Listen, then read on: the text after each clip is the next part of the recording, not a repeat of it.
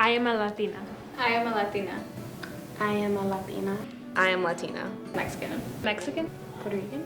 I'm African American and Puerto Rican. I was born in New York City. I'm from Brooklyn. Spanish Harlem. Queens, New York. I grew up in Maryland, Pennsylvania, Maryland. It was a kind of like a small community. There was some diversity, but then my middle school, high school was predominantly white. The city is a really weird place because it's very diverse. The courage that it takes to even identify yourself as that, especially right now. There's a lot of, I guess, negative connotations to being a Latina, being a Latino. Being a Latina is a choice. It's a choice that I made to identify with my cultural and ethnic roots that I share with my family. Despite the fact that I wasn't born there, I still feel very close to that, and it's something that's very important to me. So being Latina to me, it just means being able to connect and to identify with a part of myself that isn't physically part of me anymore. I don't believe in fear because it's something that permeates your mind. It just makes you weak.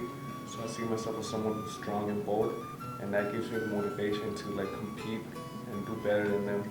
I feel like that's something that we all, I don't know all of us, but a lot of us feel when we come here. We go, for some of us, we went to predominantly Black Latino schools, and then coming here and sitting in the classroom that's all full of white kids who may know more things than you had the access to learn in high school. And you don't even want to talk.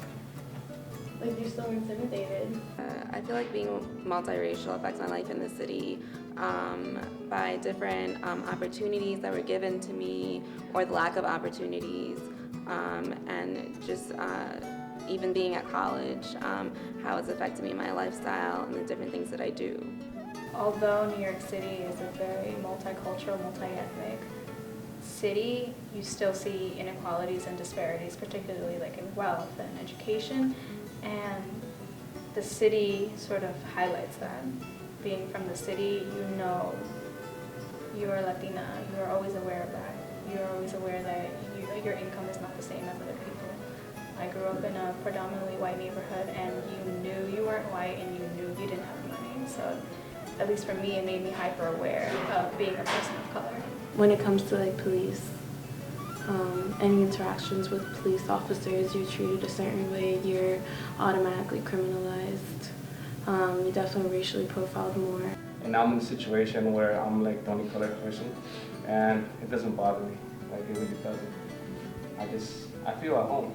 The city forced me to have a thick skin. It forced me to be very sure of myself, be very assertive, and be well-spoken in the sense that I can argue my way through almost anything, because as a Latina, you have to prove yourself that you are worthy. Particularly being Mexican, I have to prove, even though I shouldn't have to, that I belong in this country. I was born here, but my citizenship is constantly questioned.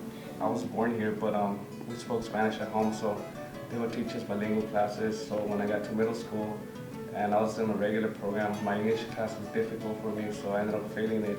I think, especially because I live in such a predominantly white area, that it can be sometimes difficult because you don't really meet anybody like yourself. You don't really meet anyone with your story. But I think that's just a great opportunity to kind of break the stereotype amongst Latinas and Latinos. The fact that we're not as intelligent, or that we're undocumented, a lot of those things, and just to have an honest conversation with people around me into their concerns or questions that they have. I guess just kind of bridging the gap between the Latinos and the white people. Coming from the neighborhoods I come from, definitely have a different perspective, a different set of privilege than other Latinos or other people of color. I come from a predominantly white neighborhood, so there aren't very many Latinos on my block. So feeling at home is literally at home, and it's what I miss the most when I go back home, when I'm here, missing my family, missing my connection to my culture. Well, I live in El Barrio, so that's home Puerto Ricans. You walk down the street, you see Puerto Rican flags hanging from poles, from people's houses. There's Spanish restaurants everywhere. There's Latino vendors. They own places.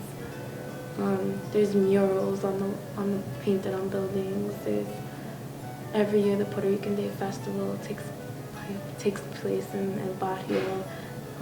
There's the Puerto Rican Day Festival.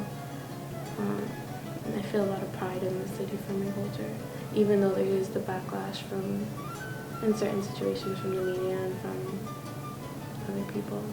But I do feel like a strong sense of pride. Some of the many wonderful things that comes to being able to identify with that. The food is amazing, the dancing, the vibrant culture.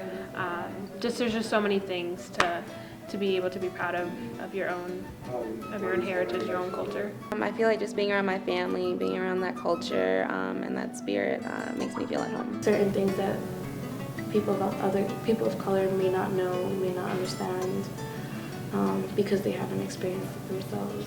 I think your experiences shape you completely who you are.